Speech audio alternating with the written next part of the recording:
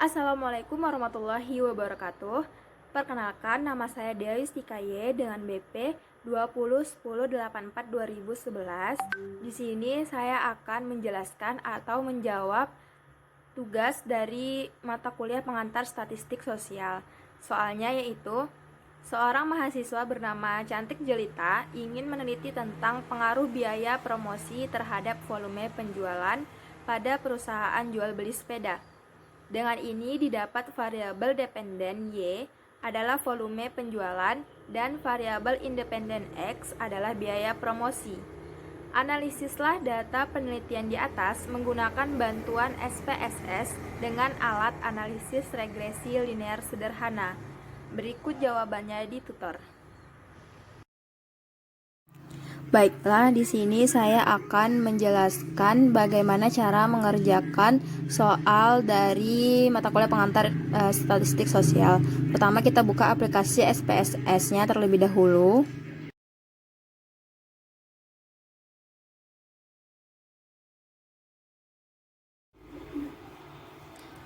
Di sini memang agak lama dalam pembukaan aplikasinya karena dia loading terlebih dahulu. Nah, di sini sudah terbuka aplikasi SPSS-nya. Terus klik Neo Database. Akan muncul tampilan seperti ini di variable view.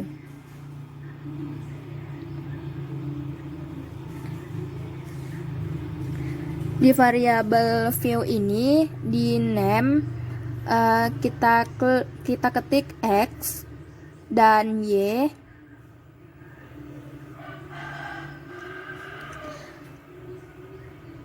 Lalu di kolom label X itu kita ketik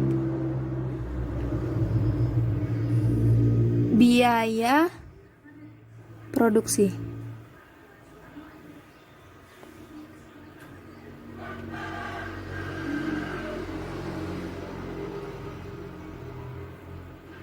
Yang di Y kita ketik dengan volume penjualan.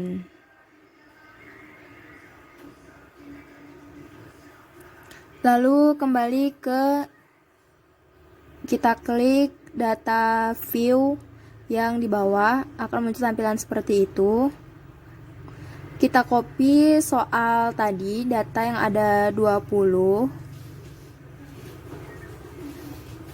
Lalu kita paste ke aplikasi SPSS, akan muncul seperti ini. Untuk menganalisis, kita klik analisis regression, terus pilih yang linear.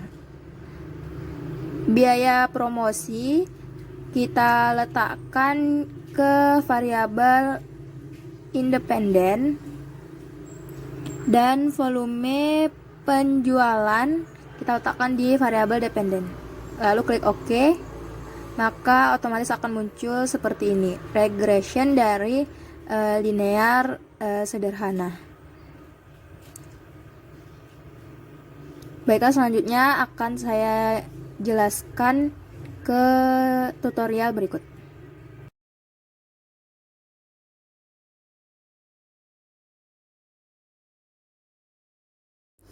Oke, selanjutnya ini adalah regression dari analisis linear. Yang pertama, output bagian pertama itu ada variabel entered atau remove. Tabel di atas menjelaskan tentang variabel yang dimasukkan serta metode yang digunakan.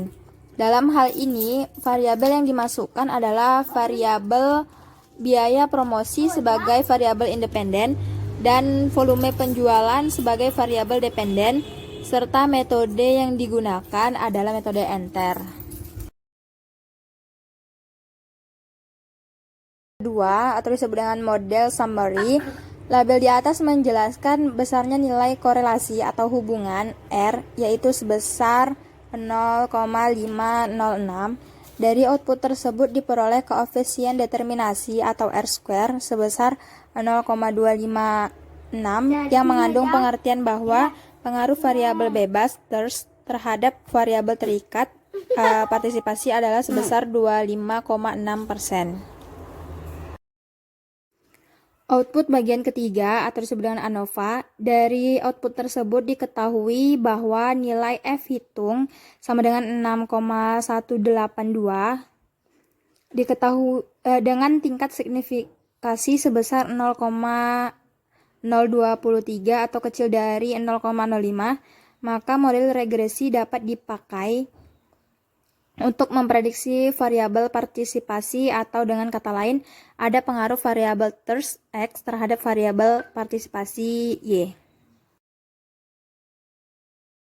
Coefficients diketahui nilai konstan A sebesar 56765,913, sedangkan nilai thirst B koefisien regresi sebesar 0,465, sehingga persamaan regresinya itu dapat ditulis dengan Y sama dengan A tambah BX.